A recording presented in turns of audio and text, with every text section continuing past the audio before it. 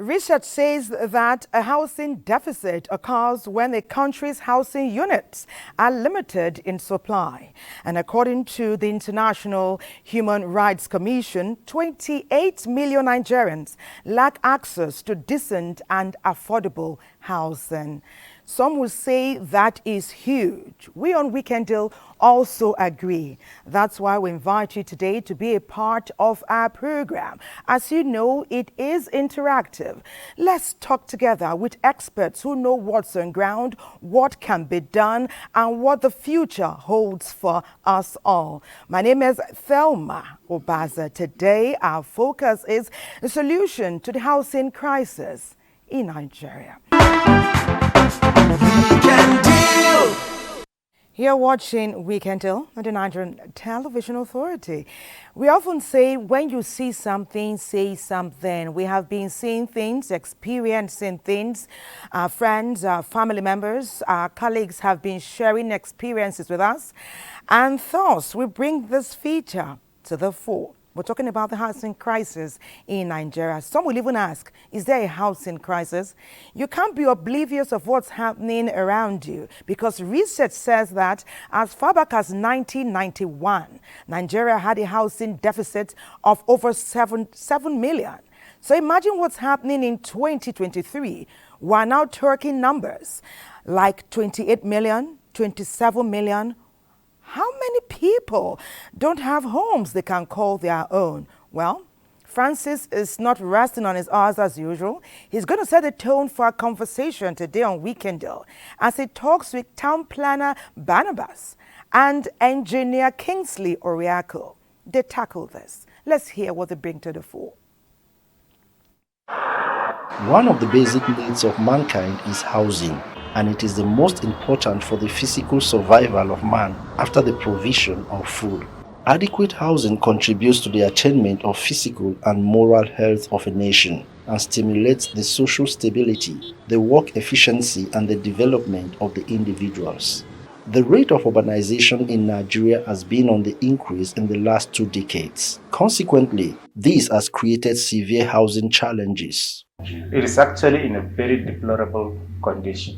When we assess it and look at it, we now discover that a lot of people are being thrown out of houses for so many reasons. Inability of government to make and meet up with the constructions, the environmental challenges that even developers are finding difficult to cope with, and again, the security situations that have actually thrown people out of their homes, abroad, and have become IDPs. Before 2000, the language is housing for all. Before 2000, housing for this, housing for that. And the Federal Housing Authority was actually driving it very well. A lot of factors, especially when we enter 1999, where everything had been politicalized. You now discover the mass housing is no longer moving at the speed at which it's supposed to go because of a lot of political factors that started playing out. The housing deficit crisis in Nigeria has worsened in recent times, with the statistics showing a deficit of at least 17 million. In fact, there has been a steady rise in the housing deficit from 7 million in 1991 to 14 million in 2010. From the report of the World Bank in 2018, Nigeria requires about 700,000 housing units annually, spanning through a 20-year period to accommodate the rising population. Even with the production or delivery of 700,000 housing units every year, we cannot meet up that. Government in all the policies of housing production and the attempts that have been made by the Federal Housing Authority and government in the Federal Ministry, they have never achieved 30% of what they have targeted to do. Do we have the resources to meet up this demand? You see, the issue that we put a lot of things in writing without actually actualizing them. That's where the problem lies. Our policies are fantastic. Our idea, if you call a Nigerian to do analysis for you, he's going to do fantastic analysis. But where the problem lies is execution.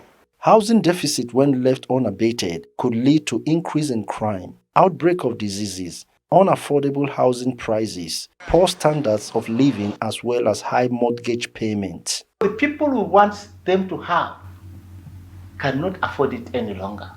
Let us assume they get 50,000. They come to work and go back every day, 20 days in a month, and they spend 1,000. That's 20,000 out of that 50,000. They may possibly come and eat food that may be 500 or 200 every day. Calculate it. The children go to school. Some of them may not be well. They need clothing. And yet you want them to get a house that will pay more than 50% of what they get? It's not possible. For the fact that you didn't buy the land, automatically federal government or the FCD have played their own part by giving you the land. But based on human factor, you want to make the whole profit. What happened? You are not willing to provide the infrastructure. The only thing you need to start doing is start selling empty land. And that empty land, you didn't provide the infrastructure, you didn't build, and at the end of it all, you tell the person, okay, you are going to contribute this, you are going to and at the end of it all, sum it up, you find out that it's not affordable again. There are too many estates up to today. They are building, but there's no infrastructure, there's no road. But they have started building. When are they going to construct road? They are going to ask people that are building to contribute money. Then you ask yourself, is it not going to equally increase the cost on the man that is buying? Is it affordable at this level for? No. Affordable housing schemes in Nigeria have been proposed several times as solution to the housing problem. In 1991, for instance, the government rolled out Housing for All by the year 2000. In 2006, government created the National Housing Policy. In 2013, the government commissioned the Nigerian Mortgage Refinancing Company with the public purpose of promoting home ownership for Nigerians. If you are talking about mass housing, look at the man that is saying that he wants to come and apply for it, or the man that wants to start it, or the man that wants to, participate in it. You find out that the man, are you qualified for that scheme? Government should just provide an enabling environment for developers to come up. Let land be affordable and accessible. I would like slums to be upgraded and then titles given to people that are there. Then with that one, you are going to actually reduce the deficits greatly. Our focus on Weekend Deal today will be empowering families in the wake of Nigeria's housing crisis. In-depth analysis, poor execution, building of fantastic estates, no infrastructure. Well, Shike like Pinaye is looking at the government because we all agree that the government has an enormous responsibility. Okay, we talk about food, talk about clothing. What about the houses we live in? It's all a tripodal arrangement, and the government has a responsibility to provide for its over 200 million Nigerians. And she's looking back at research done and what statistics show that as of 2023, over 27 million Nigerians cannot confidently say, I have a home to go to. Shike, please take it from here. Housing is one of the most fundamental of the three basic human needs. Just like food and clothing, availability of adequate housing is critical to the well-being of the people, and lack of it affects their health, safety, and productivity. In a publication by the Central Bank of Nigeria, CBN, Nigeria's housing deficit was put at 7 million in 1991 and rose to 12 million in 2007, 14 million in 2010, 20 million units in 2019, and according to the Federal Mortgage Bank of Nigeria, it is currently at 28 million units as of January 2023. If you watch, people that are entering to university and people that are coming, because as you are entering university, you are maybe 18, but as you are coming out, getting to 20, 21, automatically you're supposed to be looking at you as a man, as a woman that you're entitled to say, okay, I'm supposed to have accommodation of my own. When you look at it, you find there's an explosion, there's a kind of an increase in our population. Automatically, a lot need to be done in order to accommodate these ones that are stepping into that maturity of saying, I'm qualified to have my own accommodation. To address this daunting challenge, the Nigerian government has over the years come up with housing policies, schemes and programs to tackle the housing crisis. Amongst them is the National Housing Fund Act, NHF, the establishment of the Federal Housing Authority, FHA, the Federal Mortgage Bank, Federal Integrated Staff Housing, FISH program, among others. Being a beneficiary of the scheme, I can tell you that it's very beneficial and a very good scheme. Our own particular case, our phase had over 100 beneficiaries with housing estates in different parts of Abuja, which would have been impossible to achieve single-handedly. But with the benefit of the scheme, over 200 of us became house owners. One wonders, however, why these interventions have provided very little solutions while the housing crisis lingers. More of such interventions need to be done, especially for civil servants, considering the level of remuneration for civil servants and the rising costs of building materials, lands, labor, and all of those are on the increase. And without the aid from the government, it will be next to impossible for civil servants to be able to get reasonable houses, especially in Abuja. One thing is to have a very sound program. One thing is to have a program that is people-oriented. One thing is to have a program that sounds so good. But when we get to the table of execution or implementation, you find that there's a problem. Because the process and the bottleneck administrative requirement for the implementation is something that you cannot overnight and automatically creates a lot of difficulties for it to be properly implemented. And again, the political will to implement, because for you to implement mass housing, automatically land acquisition have to come into play. Then you are going to talk about infrastructure provision. It may also be germane for the government to look into the persistent overpricing of property in major cities of the country. The reason many houses within Abuja metropolis remain unoccupied, while the outskirts and the slums remain available options. When you get to those areas, you ask yourself, have they actually provided enough infrastructure for people to willingly move towards that direction? Because now if you ask somebody, okay, go and live in Nyanya or go and live in Karu, the first thing is that the transportation, have they opened the road network in order to have a free movement that people can live there and still feel free, comfortably, come to town and go.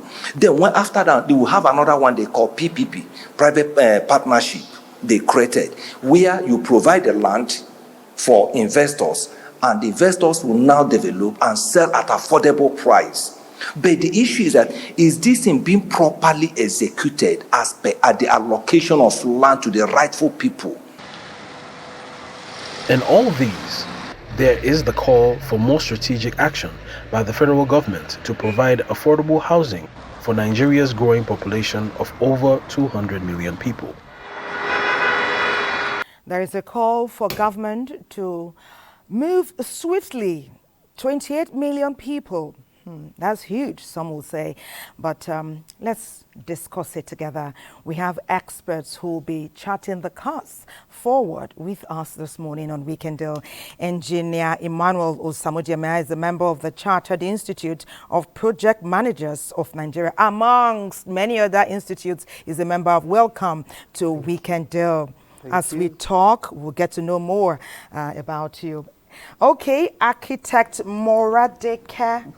Okay, popularly called Architect Mo. Yeah. Great to have you on Weekend Deal today. Thank you. We hear 28 million people don't have homes to call their own. Not even talking about renting now. When we shut down daily, they can't say, take the bag, I'm going home to rest and sleep peaceably till morning. That is huge. Is this a rumor or is it a fact, in your opinion? You know, actually, when I want to believe it's a fact, actually, because when you... Is there evidence to support that? Okay, so I'm sure the researchers or the people who are picking up the data, there was something, there was a basis, But then, on personal level, when we go home, you will see quite a lot of people who are working in the informal sector that you see them, wheelbarrow boys, for instance, you see them sleeping in their wheelbarrows.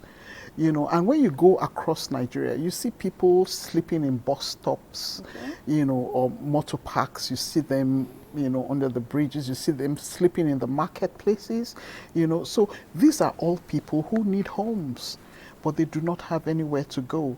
Now, there are all kinds of social issues that obviously contributes to that, but then, when we are bringing it down to provision of housing, for Nigerians, I think there's a big problem. There's a big challenge, okay? The reason why we tend to avoid the word problem is because we know that Yes. when all things are in place, solutions can be provided. Absolutely. And we're part of that solution. Absolutely. Hopefully. Absolutely. Engineer Samudiame, let's take it from there. 28 million people are facing immense challenges in talking about housing. And research tells us that it can affect their mental, physical, and psychological health. We know that government has done quite a bit. Housing for all in 2000. This is 23 years down the line. Where's the housing? I think what we are seeing now is going to get worsened, especially by the removal of this fuel subsidy. Why do I say so? Right now, transportation is no longer affordable. I know very few of some of workers that I know that can no longer go home. They sleep in their place of work. You can't go home? Okay, the cost of Because transportation. of transport. By the time they factor in their cost of transportation, they feel at the end of the month, all their earnings goes into payment of transportation. So they move their bag perhaps to the office at the start of the week. Yes. And maybe go home at weekends. Yes. And those in the government sector, you see the civil servant, they've cut down to just going to office once in a week. Reducing. Really? Yes. But it's not happening here at the NTA. It does. No, at the NTA, we come every day. Okay. Because it is a weekend, we're here. Maybe because you just have to be here. If you are not here, nobody will do it. So because of that, you see, a lot of challenges going to come up very soon if it is not addressed. And I thank the NTA for taking this giant stride in looking at this particular challenge. You know, in times past, Architect Mo and Engineer Samudeme, we have talked about FCT. Yes. Because we thought this was where, big man's capital territory. So this is where housing is steep, the cost of housing, whether you are renting, buying a land and you want to build, or you are trying to purchase a house. That was our thought in the past. But now when we go nationwide, we hear that a lot is happening in other parts of the country. But you were saying sometimes that when people go to work Monday and they don't come home till Friday, we can prefer a soft solution, it's not going to take care of everything. We have the bicycle. We're talking about a bicycle revolution. If you have a bicycle, it totally cuts out transportation costs. Absolutely. You just ride happily to work and you can do it alongside your neighbor or your colleague. You have a meeting point and you do it. But let's talk about the housing, It's a serious issue. True. Government has preferred solutions in times past, statewide.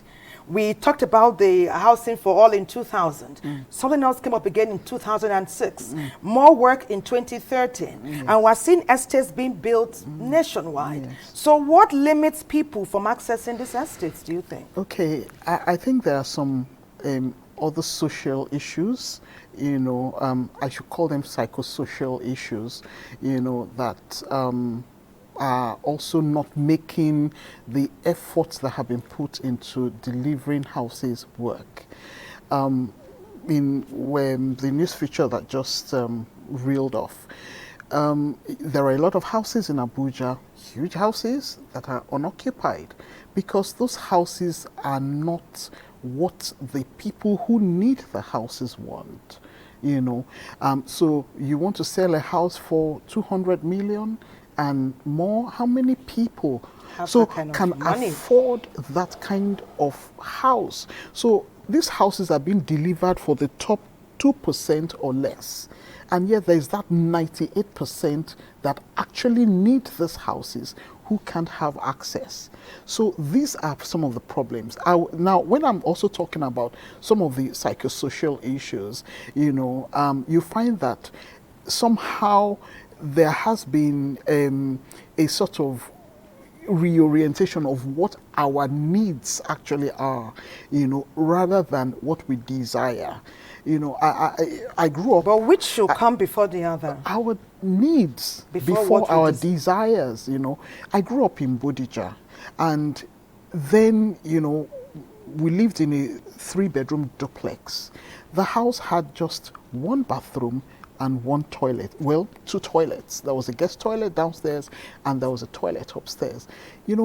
And it was enough for my family. We were not, maybe I'll say middle class. My father was working in the University of Ibadan then, and, but... How many children, how many family members lived there? Okay, so there were 5 of us. That was my parents, my sister and myself, and we had a cousin who was living with us, But then it was really adequate. The house had a BQ and all that, where, an uncle was living, But then the truth is that right now, that same family probably requires that their bedrooms are en suite.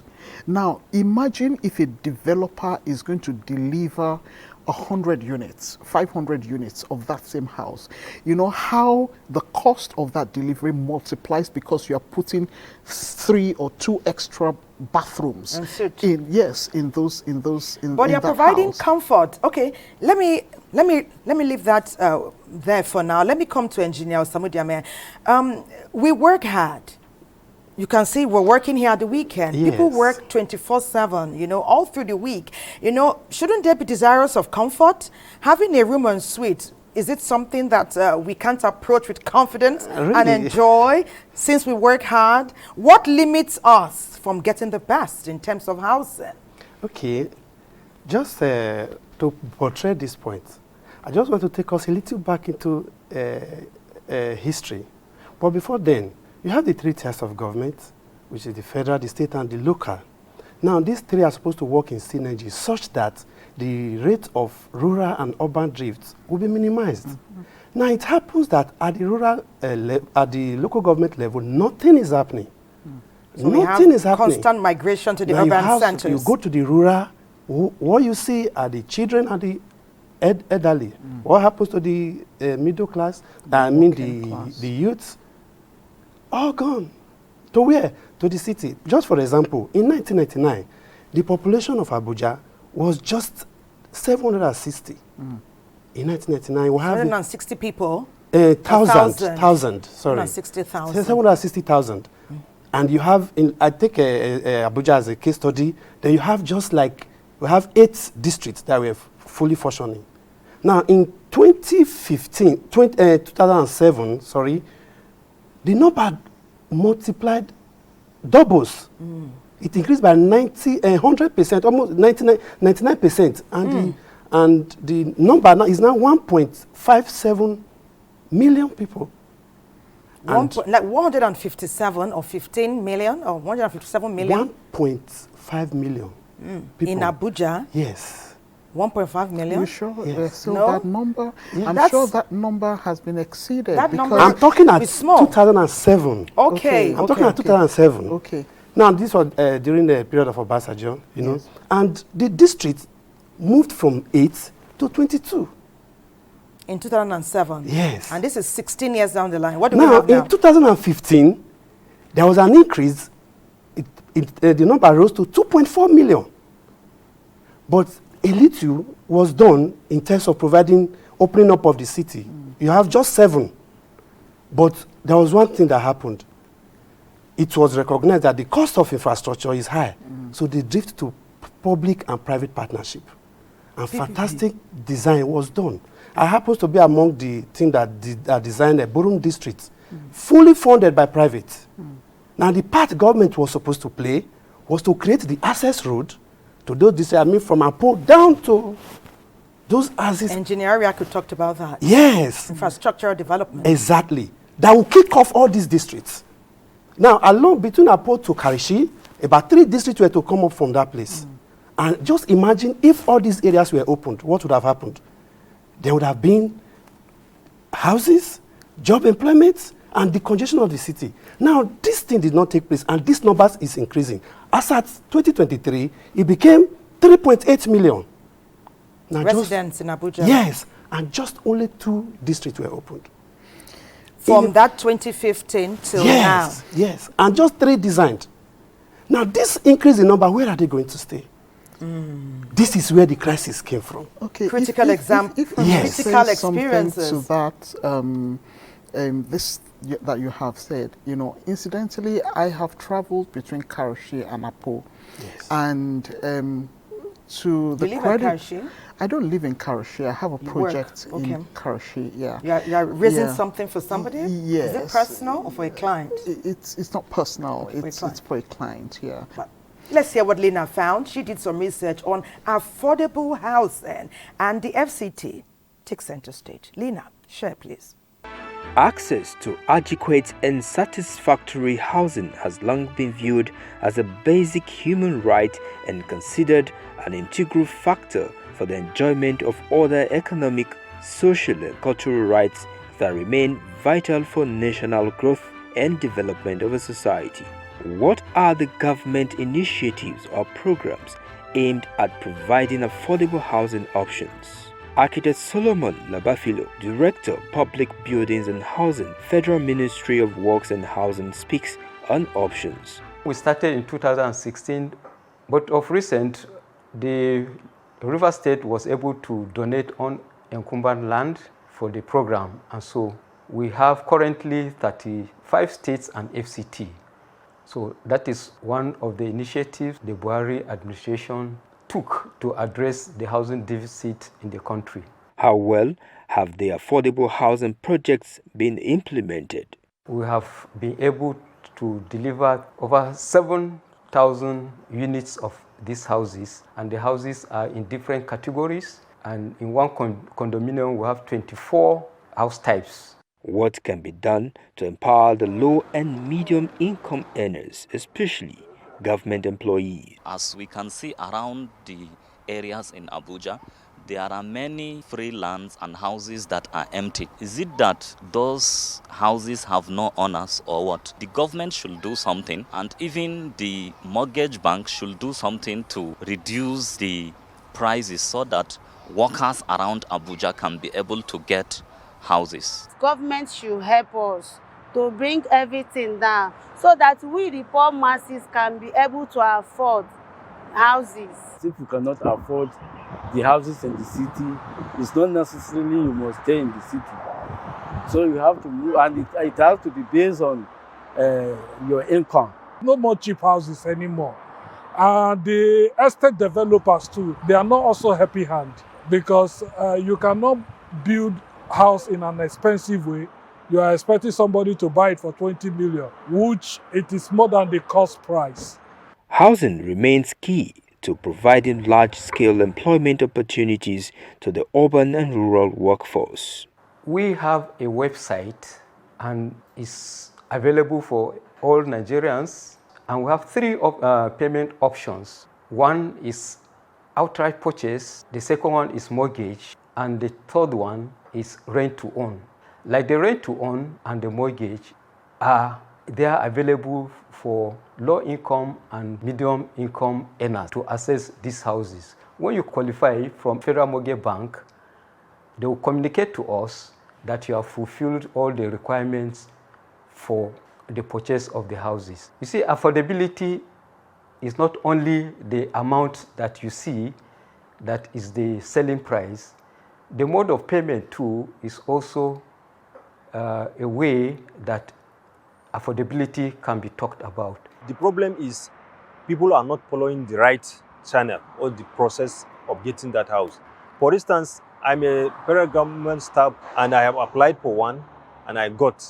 I'm a beneficiary of that through the government agency or board, which is a federal government staff housing laws board. We applied, we follow all the process, they verify us, they do whatever they want to do, and they found out we can get that house, and they purchase a unit of houses to me.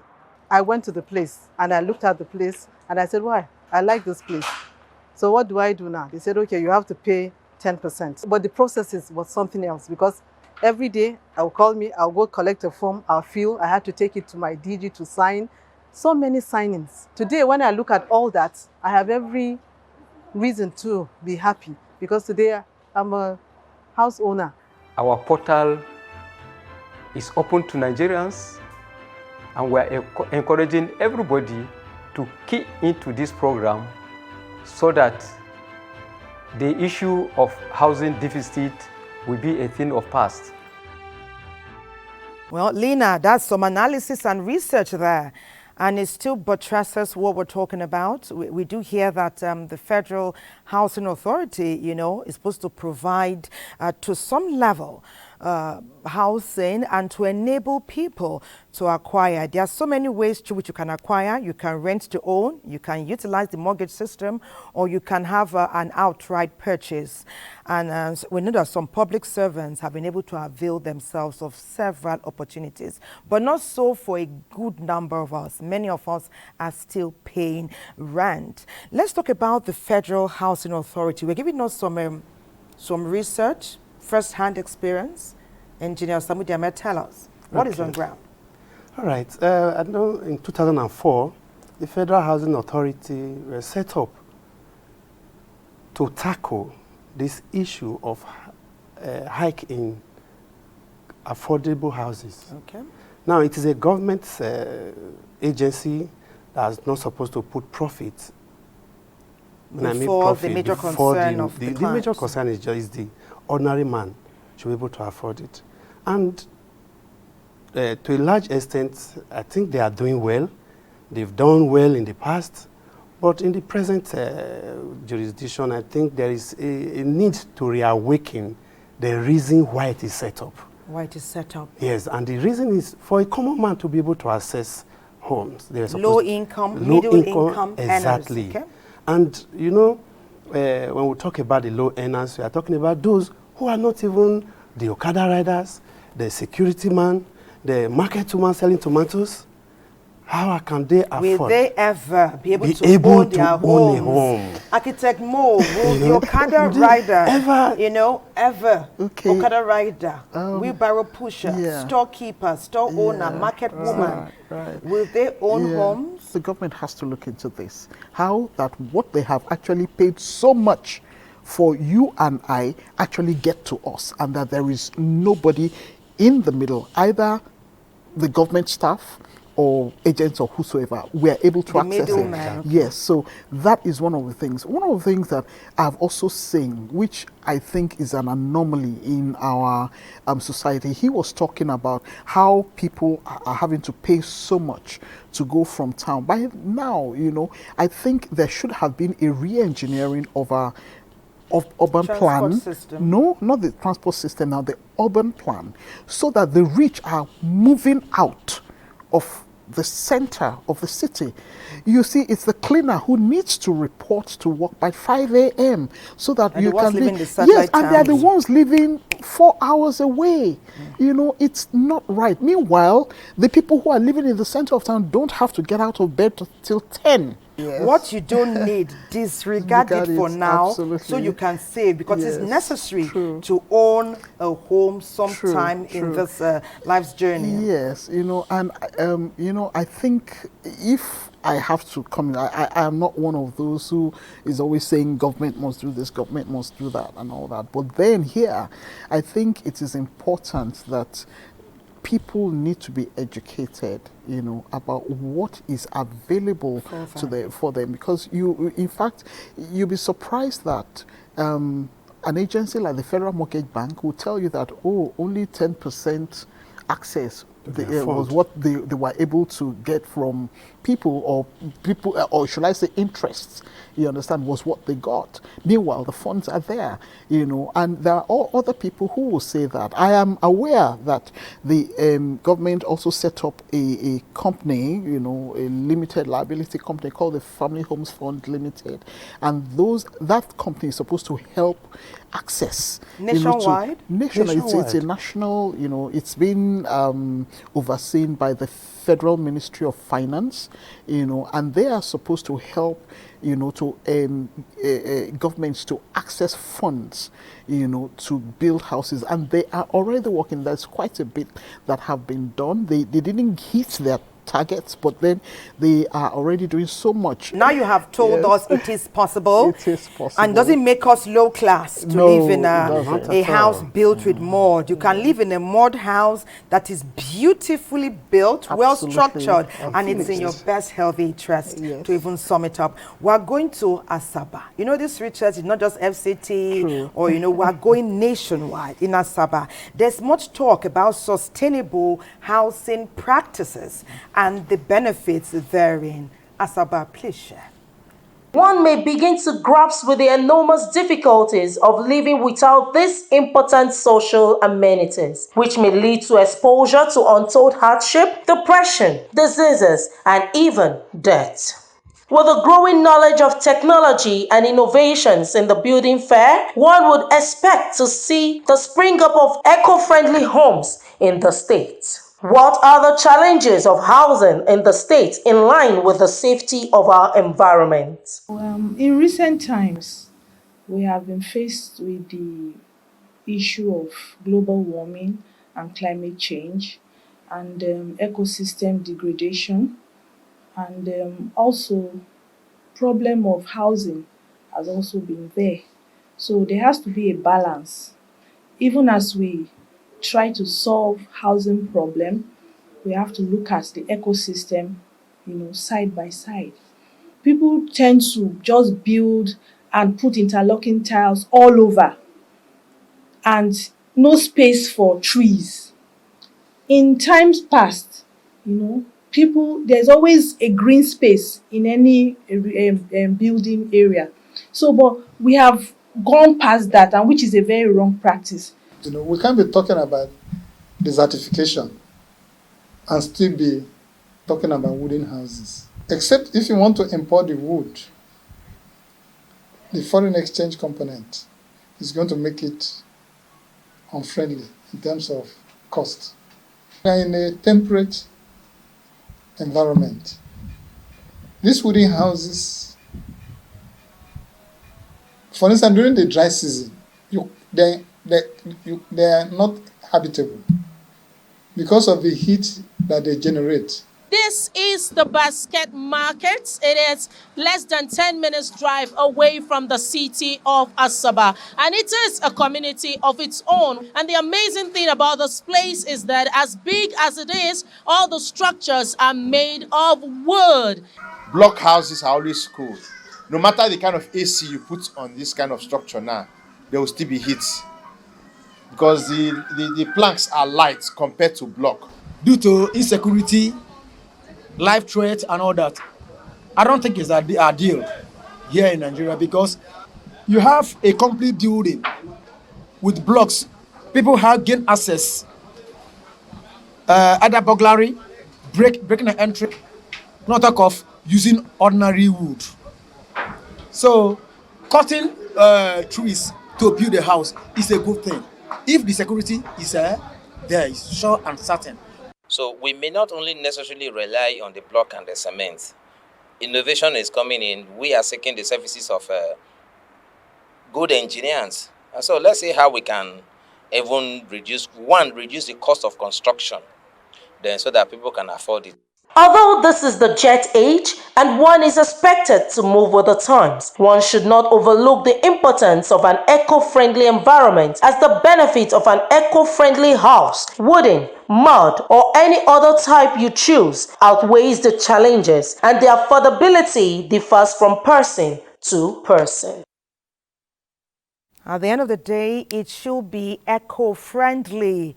Okay, whatever we use to build so we can live peaceably needs to be eco-friendly. We were talking in the studio about the use of earth to build sustainable homes, and it's they're very healthy. Now we went to Sabah, we heard about wood.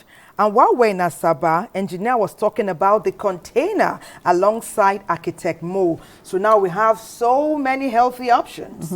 And you did say I shouldn't call it mud, I should call it earth. Yes. You know, it sounds more friendly. When you say people are thinking what children play with is dirty. When you say earth, it sounds rich and vibrant. And of course, the health benefits cannot be discountenanced. We went to Asaba, we saw them using wood to build, and they say it's going to cut building costs. Okay. So how often have you done that in the FCT? Okay, I might come in here. Now, it may not be, if you just say wood like that, it may not, people, the environmentalists will get up and start talking about, oh, you're cutting down our trees and, you know, and all that, you know. However, there is something that's called mass timber, okay? And mass timber is actually engineered wood, where you take wood, you strip them up, and then you cross-laminate them to make them structural elements, okay? Now, this is the, should I say, the new fad in the construction world. Yes, mass timber. And it's being used in Nigeria? No, we haven't started. But then, you know, there are a group of professionals that are already advocating for these, and they're beginning to teach themselves, you know, about this construction method, because what it does is to encourage sustainable reforestation, you know. And then of course we have all kinds of things, you know. You can use even materials like bamboo, you know, when they're cross-laminated, they become structural elements. But then this is not what we have learnt in school. This is an evolution within the construction industry. But it has become necessary. Exactly, and that's why we are now beginning to retrain ourselves in the use of these materials, you know. And these are, you know, to the person on the street, wood, what if it burns? I use open fire and all that. But then this, because they're engineered, they don't burn like just using wood. And like of course, the main gain is that it's reducing building costs. Absolutely. Exactly. And then we're also reducing the carbon, you know, content in the atmosphere. And really, there is a lot of research that says that even when you live in a building made out of natural materials, especially wood, you know, you live more healthily. The same thing with the earth, you know, because you are able to breathe. There are no chemicals, yes, that have been used. Everything you use in the building is natural, you know, so your body can breathe, and you'll be shocked. You'll be shocked at okay, maybe I should put a proviso here, you know, for an earth building to be attractive to you and I. There is a technology that you use, you know, it is not very common, but then it is something, it's just rammed. You know, the ground we walk on is rammed earth.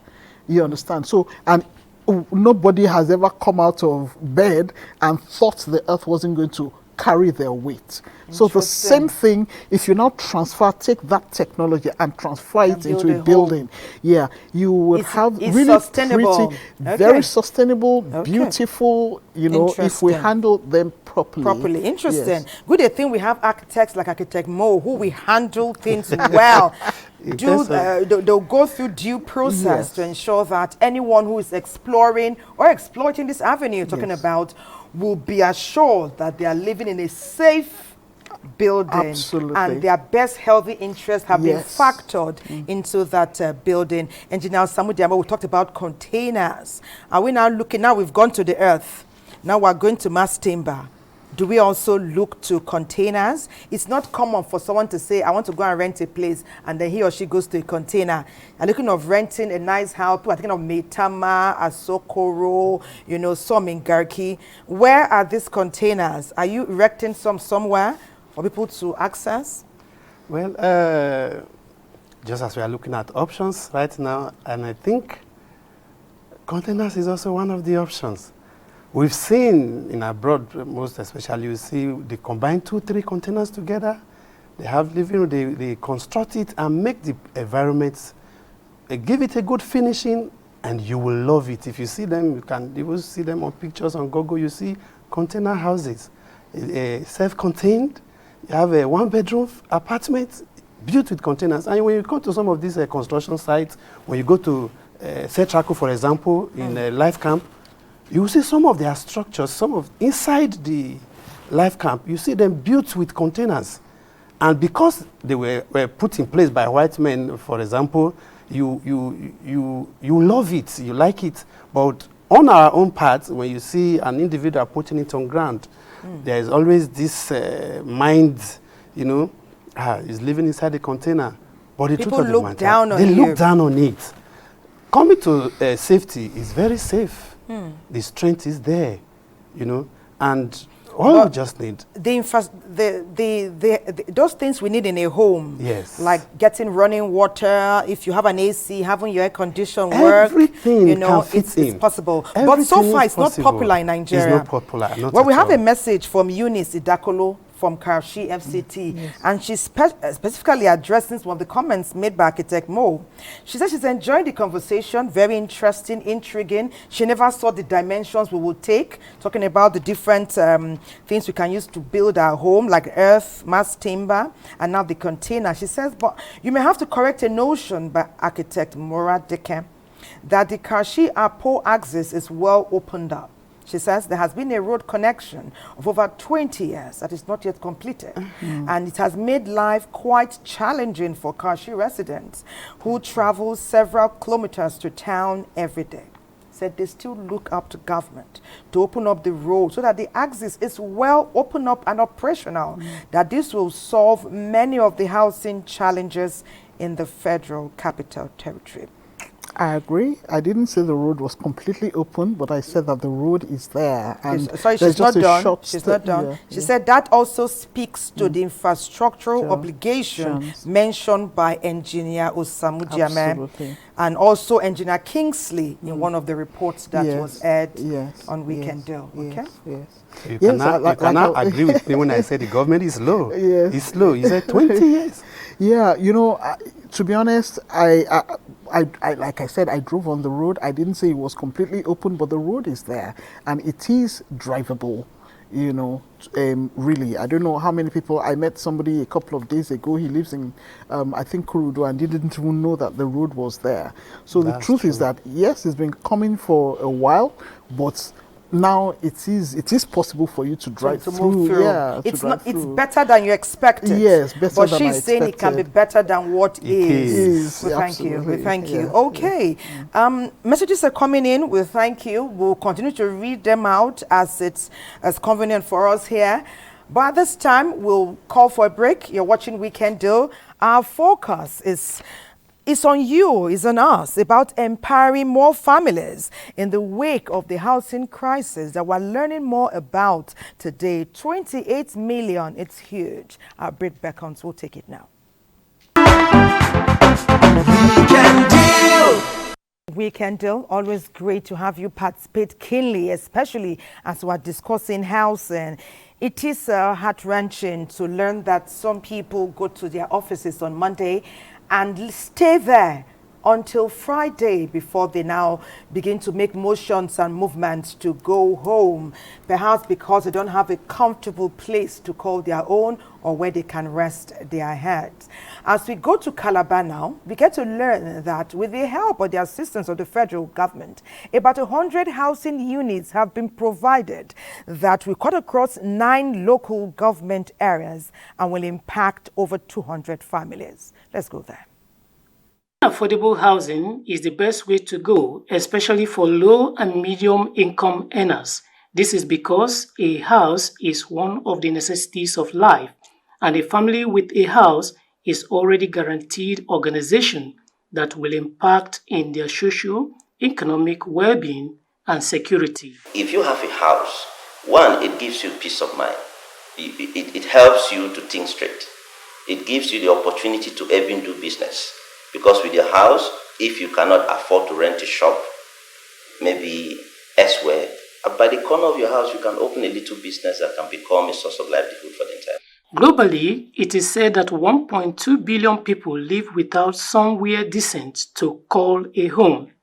A number of factors are blamed as the catch for such a phenomenon, such as poverty, government policies, and the activities of middlemen who are involved in land racketeering. We have tried in our own little way to see if houses could be affordable. Simply no way. Why?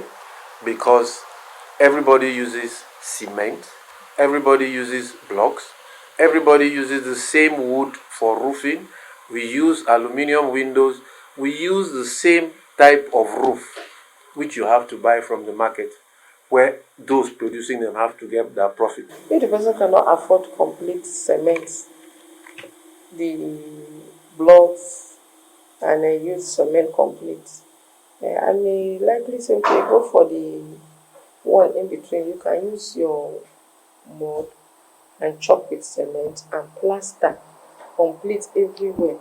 And it's affordable.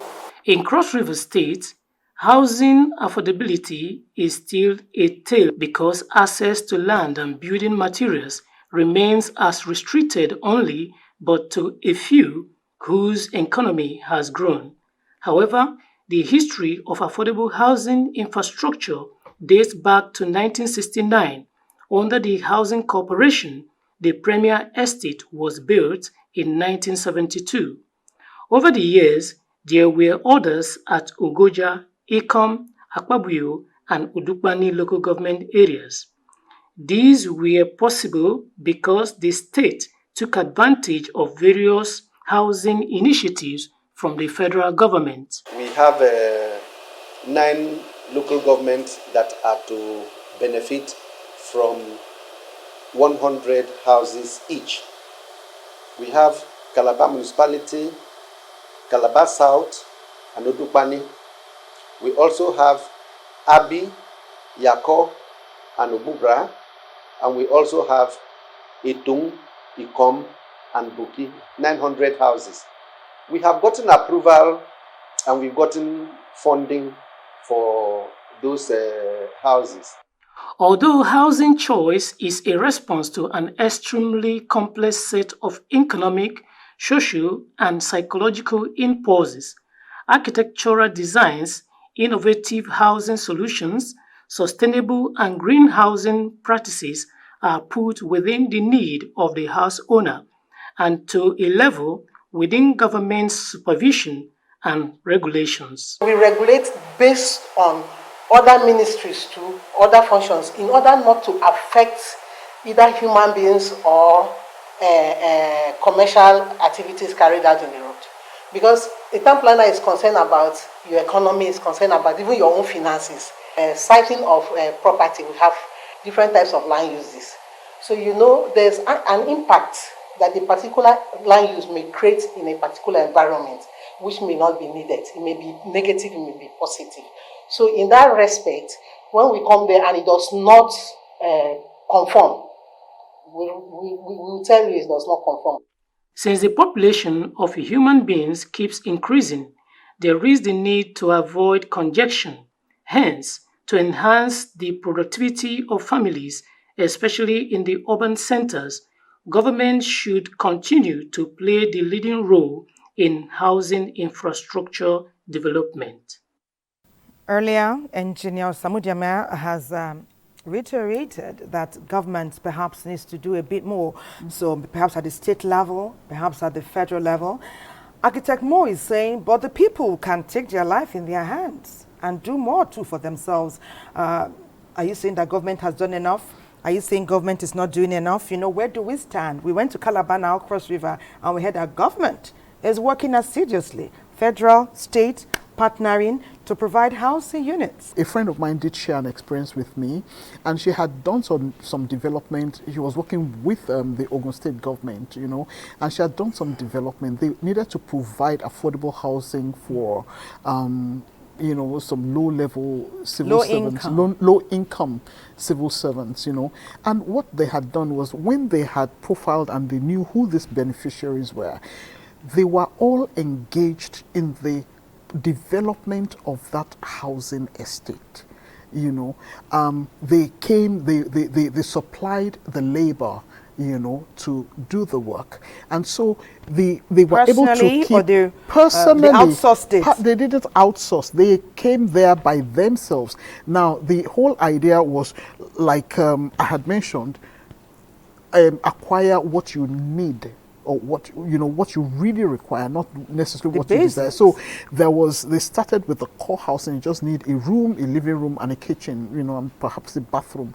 You know, they started with that. But as the development was going on and people engaged with that development, they were able to increase. Oh, okay, so I can put in a second room, you know, and all that. But they got involved personally. So you know, they then became their own police. We should begin to look at using the materials that are actually available and affordable, you know, to us, rather than trying to do something that is pretty expensive. I believe that these, especially for the cadre of people that are actually most affected, you know, we need to look at that. But on the side of the government, I think there has to be an urban planning re-engineering. Our program today has come to a close. We do hope you have benefited from our discourse. I will just take one or two words from what our experts said. Architect Moradeke says, cut your coat according to your cloth. Don't live beyond your means, and make sure you are aware of everything that can enable you to either rent comfortably or get your own home someday. When we're listening to Engineer Osamu Diameni's final words, he said government is not absolved, but he enjoins us to join cooperative unions, institute in anywhere we work, and also to create more awareness with those around us, so we can avail ourselves of every opportunity that will enable us to rent comfortably or to own our homes. Tomorrow we continue our discussion, and we'll talk more about empowering families. God bless Nigeria. Bye-bye.